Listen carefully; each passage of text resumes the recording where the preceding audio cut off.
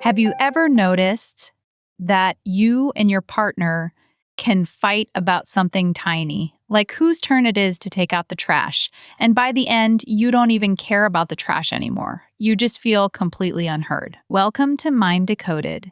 I'm Dr. Ann. And I'm Zach. Dr. Ann, what are we unpacking today? Today, we're talking about conflict resolution. More specifically, why so many arguments feel like two people speaking completely different languages, even when they love each other. Oh, that's every argument I've ever had. I start talking about the actual thing, and somehow 20 minutes later, we're not even talking about the thing anymore.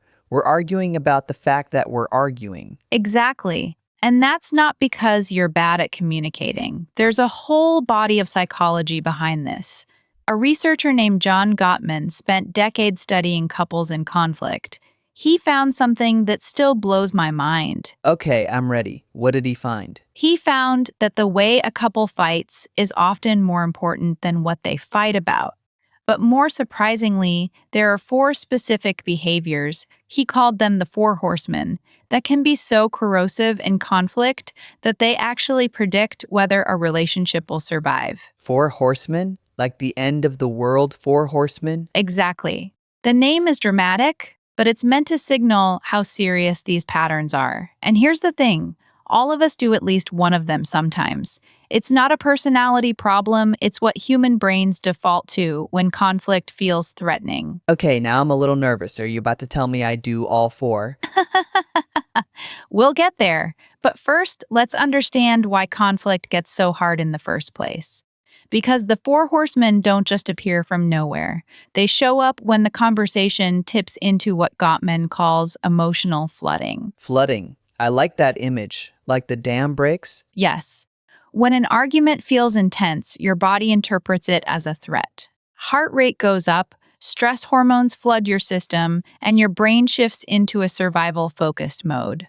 In that state, your prefrontal cortex, the part of your brain that handles rational thinking, perspective taking, and self control, goes a little offline. So you literally cannot process what the other person is saying the same way you would if you were calm. Wait, so when I'm in a fight, my brain is actually less capable of listening carefully? That's right. You're not choosing to misunderstand. Your nervous system has narrowed your attention to defending yourself. That's why an argument can feel like two different languages. One person speaks from fear or hurt, the other person hears an attack and responds from protection. The words go back and forth, but the meaning doesn't land. That explains so much about why little fights turn into big ones. And this is the part that surprised me most when I first read this research. Most people assume conflict resolution is about saying the right words. But the science tells a very different story. The words won't work if the body is in alarm mode. You have to calm the nervous system down before any real connection can happen. So you're saying this isn't a me problem, it's a brain problem? In a way, yes, it's a brain feature that once helped us survive actual physical threats. But in an argument with someone you love, it can make you speak like you're in different languages. Okay, so where did the 4 horsemen come in? Let's unpack them one by one. But before we do, remember this is not a list of ways people are broken. This is a map of what human conflict looks like under stress. And once you see the map, you can stop feeling lost and start recognizing the signs. Think of the 4 horsemen like the warning lights on your car dashboard. They don't mean the engine is ruined. They mean something needs attention before the damage gets worse. That reframe helps because people here predicts divorce and panic. But prediction is not destiny, it's a signal. That helps a lot because I already started thinking, oh no, I'm doomed. Hey, you're not doomed. You're informed. That's the whole point. The first horseman is criticism. Now, criticism is not the same as a complaint. A complaint is about a specific behavior. I'm frustrated that the dishes weren't washed. Criticism is an attack on the person's character. You're so lazy you never care about anything. Oof, I do that. Wait, isn't that just being honest? That's a really common assumption. But here's the difference. When you complain, you're pointing at a problem that can be solved. When you criticize, you're pointing at who the person is. And the moment someone feels their character is under attack, they stop hearing the issue and start defending their identity. So it's the difference between you did this thing and you are this kind of person. Exactly. And criticism usually starts with words like you always or you never. Those words don't describe one moment, they describe an entire person. And brains are terrible at changing an entire person. They're much better at changing a specific action. Okay, that's embarrassingly familiar. I think I said you never listened last week instead of I felt ignored when I was talking about my day. See, you just did the thing Gottman's research describes. The complaint version is clear, specific, and asks for understanding. The criticism version is a blanket judgment. And the research shows that when criticism becomes the default, the other person often doesn't hear "I'm hurt." They hear "I'm under attack." And then they fight back. Which brings us to the second horseman, contempt. This is the one that actually makes my stomach drop a little when I think about how often it shows up. Contempt is criticism with an added layer of superiority. Mocking, eye-rolling, sarcasm, name-calling. It's treating someone as if you're above them. Oh no. The eye roll. I definitely do the eye roll.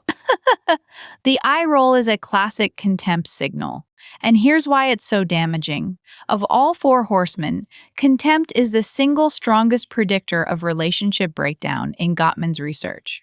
He found that couples high in contempt were more likely to get sick and more likely to separate. It's like acid to a connection. More likely to get sick? Wait, how does an eye roll make someone physically ill? Because contempt doesn't just stay in the conversation, it communicates you are not safe to be around. For the person on the receiving end, that triggers chronic stress. Their immune system pushes resources toward threat response and away from repair and health. Over time, that wears on the body. So contempt is not just rude, it's toxic in the most literal sense. That's wild. So every time I roll my eyes, I'm not just being dismissive, I'm communicating something much bigger. Exactly, and that's why it feels like another language. You think you're saying that was stupid. The other person hears you are stupid and I don't respect you. The intent and the impact point in completely different directions. It's such an important difference. Okay, what's the third horseman? The third horseman is defensiveness. This is the classic counterattack. Someone says, "I felt hurt when you interrupted me," and the other person says, "Well, you interrupt me too, and you are late, and besides, you're always sensitive." Instead of taking responsibility, they protect themselves by deflecting blame back. Okay, wait. That's literally me every time my partner brings something up. My brain immediately starts building a defense case. I didn't realize it had a name. It does. And it's so relatable because defensiveness feels like protection. But the problem is it blocks the repair. If every complaint is met with, "Well, what about you?" the original feeling never gets acknowledged, and the person who brought it up feels even more alone. So the argument isn't about the issue anymore. It's about who's going to be blamed. Right. And that's when the fourth horseman shows up.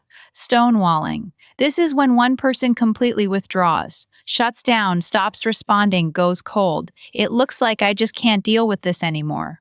But physically, it's often a sign of deep emotional flooding. I shut down. Like 1 minute I'm arguing, the next minute I'm just quiet. And I can feel the other person getting more frustrated, but I can't make words come out. That's such an important thing to name. Stonewalling isn't usually someone trying to punish you. It's the nervous system saying that's enough.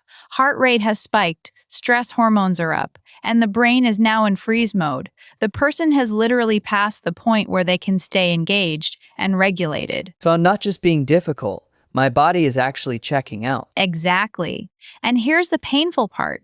For the other person, stonewalling often feels like abandonment. They're left holding all the emotion with no one to help carry it. That's why it can be so devastating even if the stonewaller means no harm. Wait, okay, about 2 weeks ago, my partner and I got into it over a text I didn't answer, and I remember I rolled my eyes, and then I went quiet for the rest of the night. I thought I was protecting the relationship by not saying anything else, but now I'm realizing I probably did the eye roll and the shutdown in the same argument. And if we're being really compassionate with you, Zach, what was happening underneath the eye roll and the silence? Honestly, I was embarrassed. I felt caught, and I didn't know how to say that, so it came out as whatever, and then I just shut down. That's exactly what this research describes. The contempt and the stonewalling weren't a character flaw, they were protective armor over something much softer. Embarrassment, maybe some shame, and not knowing how to repair. So the worst looking fight moves are often just a brain trying to protect itself from feeling exposed. Yes, and that's not an excuse, but it's a much more useful starting point than shame, because when you know the armor is there, you can start asking what's underneath it. There's another layer to why the same words get heard differently. Gottman describes something called negative sentiment override. Think of it like a pair of sunglasses that turn surprisingly dark. After enough conflict without repair, your brain starts to interpret neutral or even positive statements through a negative filter. If your partner says the trash is full, you hear you forgot again, you're so lazy. The message hasn't changed, but the lens has. So the fight isn't just the words, it's the whole history of how those words have been heard before. Right, and that's why a small thing can explode. The trigger is small, but the accumulated meaning is huge. The good news is there's the opposite positive sentiment override. In relationships with enough positive connection, someone can say something clumsy and it gets read with grace. That's why the 5-to-1 ratio matters so much. It literally changes how your brain hears the other person. Okay, this is wild. My partner can say the same words on a good day and on a bad day, and I hear them completely differently. Exactly, and that's not inconsistency. That's your brain shifting between filters. That shift is built over many small interactions, not one big dramatic decision. Okay, this is already changing how I see my last fight. But what do we actually do with all of this? Let's talk about the antidotes. Each horseman has a specific counter move, and they're all pretty practical. The first one is for criticism. The antidote is to shift from character attack to specific complaint plus need. Instead of "you never listen," try "I felt ignored when I was talking, and I need you to put your phone down for a bit." Same emotion, but it invites connection instead of triggering defense. Okay, and for contempt? Contempt's antidote is appreciation. Not faking it in the middle of a fight, but building a habit of noticing what the other person does right. Gottman found that stable relationships have a ratio of about 5 positive interactions to every 1 negative. When that culture of appreciation is strong, the occasional eye roll doesn't carry the same poison. But in conflicts, you can also slow down and say what you need without the sarcasm. 5-to-1. That's a lot of nice things just to balance out one little eye roll. It is. And that shows you why contempt is so heavy. It takes a lot of repair to balance that one moment of superiority. And defensiveness? What do I do if my brain immediately gears up to say, well, what about you? The key is to try holding even one small piece of responsibility. You can say, "I can understand why that hurt." You don't have to agree with the whole story. Just acknowledge the part that's true. That tiny move tells the other person you're on the same team, not in a courtroom. So less lawyer, more teammate. Exactly. And for stonewalling, the most important thing is to notice when you're flooded and take a break. But it can't be an open-ended freeze. Gottman suggests saying something like, "I'm too flooded to think clearly. I need 20 minutes and then I'll come back."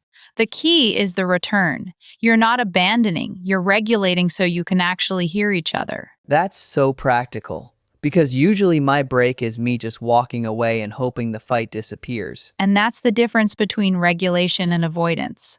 One brings you back, the other just leaves the fight unresolved. What about when I notice I'm already flooded? Is that too late? No, that's actually a powerful moment to pause. The earlier you catch it, the easier it is to come back. You can even make a plan in advance. For example, agree on a hand signal or a phrase like "I need a pause." That makes the break feel less like rejection and more like a team strategy. A hand signal. So instead of walking away without warning, you signal, pause, and return. Yes, and in that pause, do something that actually calms your nervous system. Not scrolling on your phone, but a slow walk, slow breathing, whatever helps your body feel safe.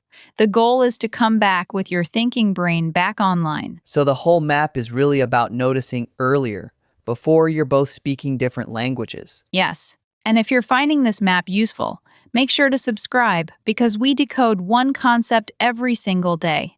The whole goal of Mind Decoded is to give you language for what's already happening in your brain and your relationships. And honestly, this one gave me a lot of language today. Let me leave you with this. In Gottman's Love Lab, researchers observed couples for just 15 minutes and predicted with over 90% accuracy which couples would stay together and which would divorce.